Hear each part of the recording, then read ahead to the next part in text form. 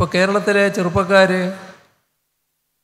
നല്ലതുപോലെ ആഗ്രഹിക്കുന്ന ഒന്നാണ് IT മേഖലയുടെ വികസനം. IT രംഗത്ത് നമ്മളാണ്, കേരളമാണ് രാജ്യത്താദ്യം വൻതോതിൽ ഇടപെടുന്നത്. അത് തിരുവനന്തപുരം IT പാർക്ക് സ്ഥാപിച്ചുകൊണ്ടായിരുന്നു. പക്ഷേ തുടക്കം കുറിച്ചെങ്കിലും ആ തുടക്കത്തിനനുസരിച്ചുള്ള തുടർച്ചയുണ്ടായില്ല. എവിടെയോ ആ തുടർച്ച നഷ്ടപ്പെട്ടു, സ്തംഭനാവസ്ഥയുണ്ടായി. നമുക്ക് ശേഷം ഈ രംഗത്തേക്ക് കടന്നു വന്നവർ വലിയ നേട്ടം നേടുന്നത് നാം കണ്ടു. നമ്മൾ ഇപ്പം പരിശോധിച്ചാൽ IT രംഗത്ത് വലിയ കുതിപ്പ് കേരളത്തിന് ഉണ്ടാക്കാൻ കഴിഞ്ഞിരിക്കുന്നു. ഇവിടെ കണക്കുകൾ നോക്കിയാൽ 2016 640 കമ്പനികളായിരുന്നു നമ്മുടെ IT പാർക്കുകളിലുണ്ടായിരുന്നു. ഇപ്പോഴത് 1106 കമ്പനികളായി വർദ്ധിച്ചു. തൊഴിലിൻ്റെ എണ്ണവും വർദ്ധിച്ചു. 78,000 പേർ തൊഴിലെടുത്ത സ്ഥാനത്ത് 1,48,000 പേരായിട്ട് വർദ്ധിച്ചു. മൊത്തം IT കയറ്റുമതി അതിലും വലിയ വർധനവുണ്ടായി. 34,000 കോടിയായിരുന്നു നേരത്തെ, അത് 90,000 കോടിയായി വർദ്ധിച്ചു. ഇനിയും IT രംഗം സജീവമാകാൻ പോവുകയാണ്, കൂടുതൽ ശക്തിപ്പെടാൻ പോവുകയാണ്. പുതിയ IT പാർക്കുകൾ ഒന്നിവിടെ വരാൻ പോകുന്ന ഒന്നാണ്. അതിൻ്റെ പ്രവർത്തനങ്ങൾ നടക്കുകയാണ്. നാഷണൽ ഹൈവേയോടനുബന്ധിച്ചുള്ള IT കോറിഡോർ നമ്മുടെ IT പാർക്കുകളുടെ തന്നെ വലിയ വികസനം, പുതിയ തരത്തിലുള്ള ഇടപെടലുകൾ, വൻ മാറ്റം IT രംഗത്തുണ്ടാകാൻ പോകുന്നു. കേരളത്തിലെ സ്റ്റാർട്ടപ്പ് രംഗം അത് സകലമാന പേരും അംഗീകരിക്കുകയാണ്. ഇവിടെ സ്റ്റാർട്ടപ്പുകളുടെ ഒരു പ്രധാന കേന്ദ്രമായിട്ട് അംഗീകരിച്ചു കഴിഞ്ഞിട്ടുണ്ട്. നേരത്തെ 3000 സ്റ്റാർട്ടപ്പുകളായിരുന്നു, ഇപ്പോഴത് 6300 സ്റ്റാർട്ടപ്പുകളാണ്. 5800 കോടിയുടെ നിക്ഷേപം അതിൻ്റെ ഭാഗമായി നടക്കുന്നു. 60,000 തൊഴിലവസരമാണ് ഇപ്പോൾ സ്റ്റാർട്ടപ്പുകളിലൂടെയുള്ളത്. എന്നാൽ 2026 നാം ലക്ഷ്യമിടുന്നത് 15,000 സ്റ്റാർട്ടപ്പുകളും 1,00,000 തൊഴിലവസരവുമാണ്. വലിയ വർധനവ് സ്റ്റാർട്ടപ്പിൽ ഉണ്ടാക്കണമെന്നാണ് ഉദ്ദേശിക്കുന്നത്. ഇവിടെ കേരള സംസ്ഥാനം ഈ പറഞ്ഞ പ്രയാസങ്ങൾക്കെല്ലാം നടുവിലും രാജ്യത്തിന് അഭിമാനിക്കാവുന്ന ഒട്ടേറെ കാര്യങ്ങൾ സംഭാവന ചെയ്തിട്ടുണ്ട്. അതിലൊന്നാണ് രാജ്യത്തെ ആദ്യത്തെ ഡിജിറ്റൽ യൂണിവേഴ്സിറ്റി. ഡിജിറ്റൽ യൂണിവേഴ്സിറ്റി മാത്രമല്ല, ഡിജിറ്റൽ സയൻസ് പാർക്കും നാം സംഭാവന ചെയ്തിട്ടുള്ളതാണ്, കേരളത്തിൻ്റെ സംഭാവനയാണ്. അതോടൊപ്പം തന്നെ ഇന്നത്തെ കാലത്ത് ഗ്രഫീൻ ഇന്നൊവേഷൻ സെൻറ്റർ വളരെ പ്രധാനപ്പെട്ട ഒരു സംരംഭമാണ്. നമ്മുടെ കൊച്ചിയിലെ വാട്ടർ മെട്രോ അത് കാണാനും പകർത്താനും രാജ്യത്തിൻ്റെ പല ഭാഗത്ത് നിന്ന് ആളുകൾ എത്തുന്നു. ലോകവും അത് ശ്രദ്ധിക്കുന്നു. നമ്മുടെ virology institute of advanced virology, ഇതെല്ലാം വലിയ തോതിൽ പ്രത്യേകതയുള്ള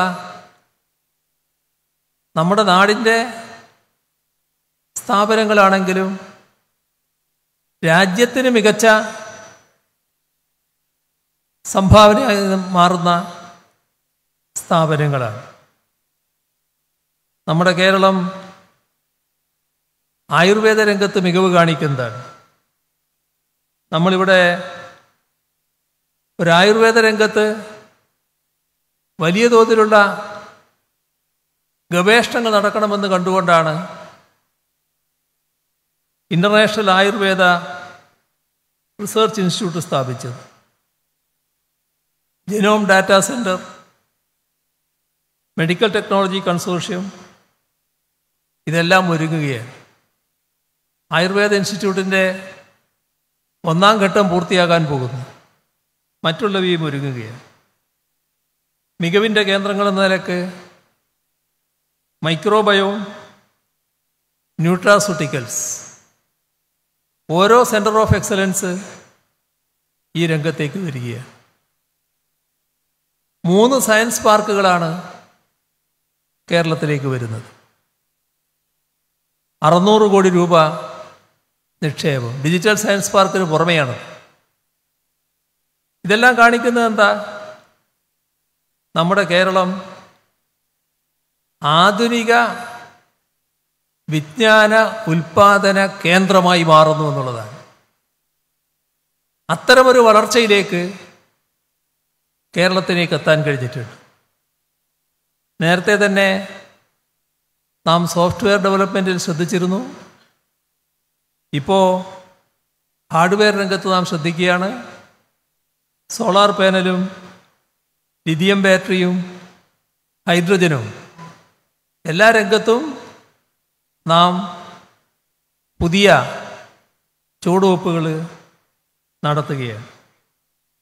വ്യാവസായിക രംഗത്ത് വന്ന മാറ്റം നമ്മുടെ MSME മേഖലയിലെ രാജ്യത്തെ തന്നെ ബെസ്റ്റ് പ്രാക്ടീസായി പുതിയ സംരംഭങ്ങളെ കണ്ടത്, ഇന്ത്യ ഗവൺമെൻറ് കണ്ടത്, നമ്മൾ ഇപ്പോൾ വ്യവസായ സൗഹൃദ അന്തരീക്ഷം രാജ്യത്ത് 1ാം സ്ഥാനം നേടി.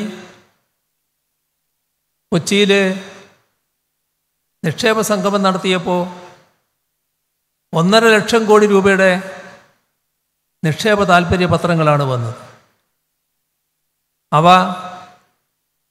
കൃത്യമായ തുടർ പ്രവർത്തനത്തിലൂടെ യാഥാർത്ഥ്യമാക്കുന്നതിനുള്ള നീക്കം സംസ്ഥാന സർക്കാർ നടത്തുകയാണ്. അതിനുള്ള ഫാസ്റ്റ് ട്രാക്ക് സർവീസ് ഏർപ്പെടുത്തുന്നുണ്ട്. നിസ്സാനും എയർബസും പോലുള്ള ഒട്ടേറെ ബഹുരാഷ്ട്ര കമ്പനികൾ നമ്മുടെ സംസ്ഥാനത്തേക്ക് കടന്നു വരുന്നുണ്ട്. പരമ്പരാഗത മേഖലയിലും നല്ല ഇടപെടലുകളാണ് നാം നടത്തിയിട്ടുള്ളത്. കേരളം ദാരിദ്ര്യം ഏറ്റവും കുറഞ്ഞ സംസ്ഥാനമാണ്. അതിനിടയാക്കിയത് പൊതുവിതരണ രംഗത്ത് നല്ല രീതിയിൽ ഇടപെടാൻ കഴിഞ്ഞതുകൊണ്ടാണ്. ഒരു കണക്ക് മാത്രമാണ് അതിൽ പറയാനുള്ളത്. കഴിഞ്ഞ LDF സർക്കാർ ചെലവഴിച്ചതും അതിനു മുൻപ് UDF സർക്കാർ ചെലവഴിച്ചതുമായ കണക്ക്. UDF സർക്കാർ 5242 കോടി രൂപ. LDF സർക്കാർ 2021 അവസാനിച്ച LDF സർക്കാരിൻ്റെ കഥയാണ് പറയുന്നത്. 10,697 കോടി രൂപ. ഇതാണ് LDFിൻ്റെ പൊതുവിതരണ രംഗത്തെ ഇടപെടൽ.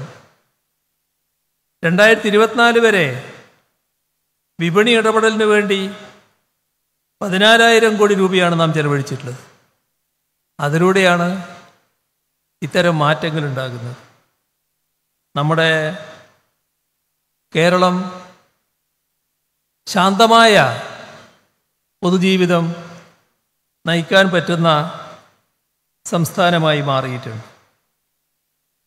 ക്ഷേമ പെൻഷൻ്റെ കാര്യം നേരത്തെ ഇവിടെ പറയുകയുണ്ടായി. നമ്മുടെ ലൈഫ് മിഷനിലൂടെ 4.5 ലക്ഷത്തിലധികം വീടുകളിപ്പോൾ പൂർത്തിയായി, ആളുകൾ താമസമായി. ബാക്കി വീടുകൾ വേഗം തന്നെ പൂർത്തിയാക്കാനാണ് പോകുന്നത്. പട്ടയം കഴിഞ്ഞ 9 വർഷം കൊണ്ട് 4 ലക്ഷത്തിലധികം പട്ടയങ്ങളാണ് വിതരണം ചെയ്തത്. അതിദാരിദ്ര്യ നിർമ്മാർജ്ജനം നടക്കാൻ പോകുന്ന കാര്യം ഇവിടെ പ്രസ്താവിച്ചു കഴിഞ്ഞിട്ടുണ്ട്. ആരോഗ്യമേഖല നല്ല മേഖലയായിട്ടിപ്പോൾ മാറി. പക്ഷെ എങ്ങനെയാണ് മാറിയത്? ഒരു കണക്ക്, 2016 ബജറ്റ് വിഹിതം 665 കോടി രൂപയായിരുന്നു. ഇപ്പോഴോ 665ൻ്റെ സ്ഥാനത്ത് 2,500 കോടിയോളം രൂപ. ഇതാണ് മാറ്റത്തിൻ്റെ നിദാനം. ആർദ്രം മിഷനും അതിലൂടെ നടപ്പാക്കിയ പരിപാടികളും എല്ലാം എല്ലാവർക്കും അറിയാവുന്നതാണ്. ഇവിടെ 73 ലക്ഷം ആളുകൾക്കാണ് ഇൻഷുറൻസ് പരിരക്ഷയുള്ളത്. കാരുണ്യ ആരോഗ്യ ഇൻഷുറൻസിലൂടെ 27 ലക്ഷം പേർക്ക് 2,762 കോടിയുടെ സൗജന്യ ചികിത്സ നൽകാൻ കഴിഞ്ഞിട്ടുണ്ട്. നമ്മുടെ പൊതുവിദ്യാഭ്യാസ രംഗത്തുണ്ടായ മാറ്റം, ഉന്നത വിദ്യാഭ്യാസം കൂടുതൽ ശക്തിയാർജിക്കുന്നത്, അതിൽ കേരളയും കൊച്ചിയും ഗാന്ധിയും ഇന്ത്യയിലെ പൊതു യൂണിവേഴ്സിറ്റികളിൽ 9, 10, 11 റാങ്കുകളിലെത്തി നിൽക്കുന്നു. കാലിക്കറ്റ് 43-ൽ നിൽക്കുന്നു. രാജ്യത്തെ ആദ്യത്തെ മികച്ച 100 കോളേജുകളിൽ 16 എണ്ണം കേരളത്തിൽ നിന്നുള്ളവയാണ്. കാർഷിക രംഗം നല്ല തോതിൽ അഭിവൃദ്ധിപ്പെടുത്താനാണ് LDF സർക്കാർ ശ്രമിച്ചിട്ടുള്ളത്. 2016 2% മാത്രമായിരുന്നു വളർച്ചാ നിരക്ക്. അതിപ്പോൾ ഇരട്ടിക്കിച്ചു, 4.64%. നെൽകൃഷി 2016 1,70,000 ഹെക്ടറിലായിരുന്നു. ഇപ്പോൾ 2,23,000 ഹെക്ടറിലായി. കഴിഞ്ഞ 2 വർഷം 8,268 ഹെക്ടറിലാണ് നെൽകൃഷി പുതുതായി ആരംഭിച്ചത്. നെല്ലിൻ്റെ ഉൽപാദനക്ഷമത ഹെക്ടറിന് 4.56 ടണ്ണായി വർദ്ധിപ്പിക്കാൻ കഴിഞ്ഞു. ഒരു ഹെക്ടർ നെൽവയലിന് 3,000 രൂപ റോയൽറ്റി നൽകുന്നു. അങ്ങനെ 14,498 ഹെക്ടറിന് കഴിഞ്ഞ വർഷം റോയൽറ്റി നൽകിയിട്ടുണ്ട്. നമ്മുടെ സംസ്ഥാനത്തിൻ്റെ ചില മേഖലകളെക്കുറിച്ച് മാത്രമാണ് പരാമർശിച്ചത്. എല്ലാ മേഖലകളും ഇതേ രീതിയിലുള്ള അഭിവൃദ്ധി നേടിയിട്ടുണ്ട് എന്ന് കാണാൻ നമുക്ക് കഴിയും. ഇനിയും നമുക്ക് മുന്നോട്ട് പോകേണ്ടതായിട്ടുണ്ട്. ആ മുന്നോട്ട് പോക്കിന് സഹായകമായ അഭിപ്രായങ്ങളും നിർദ്ദേശങ്ങളും നിങ്ങളിൽ നിന്ന് ഉയരുമെന്നാണ് പ്രതീക്ഷിക്കുന്നത്. കേരളം എങ്ങനെ വേണം എന്നതിനെക്കുറിച്ച് നിങ്ങൾക്ക് ഓരോരുത്തർക്കുമുള്ള സങ്കല്പങ്ങളുണ്ടാവും. അവ ഇവിടെ തുറന്നു പറഞ്ഞാൽ പലതും സർക്കാരിൻ്റെ ഭാവി പ്രവർത്തനങ്ങൾക്ക് മുതൽക്കൂട്ടായി മാറും. എല്ലാവരും അഭിപ്രായം പറയാൻ ശ്രദ്ധിക്കണമെന്നുകൂടി പറഞ്ഞുകൊണ്ട് ഈ ആമുഖ ഭാഷണം ഇവിടെ അവസാനിപ്പിക്കുകയാണ്. നിങ്ങൾക്കേവർക്കും സ്നേഹാഭിവാദനം.